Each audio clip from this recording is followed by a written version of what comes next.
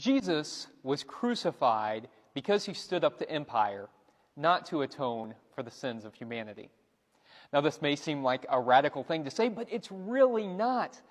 The idea of substitutionary atonement, that is, that Jesus died to take the place of sins for all of humanity, is a theological concept that was developed by later theologians. Jesus would have never even heard of it.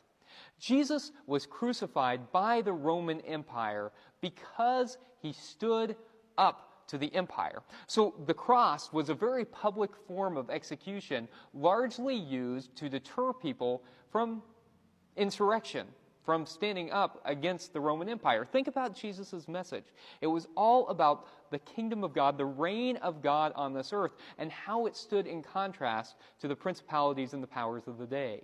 Rome was oppressing his people, and the reign of God was supposed to be a place of peace and justice where our loyalty was to God and not to the principalities and the powers of this earth.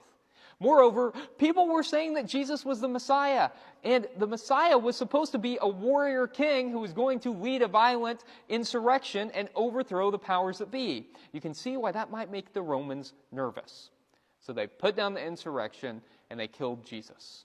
They didn't know that he was talking not about a violent revolution, but a nonviolent revolution of the heart.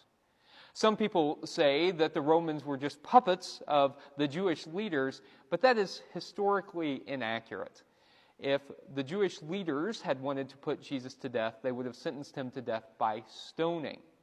That's not what happened. Jesus' main confrontation likely would have been with the Sadducees, who were in charge of the temple. Jesus was put to death by the Romans for confronting empire.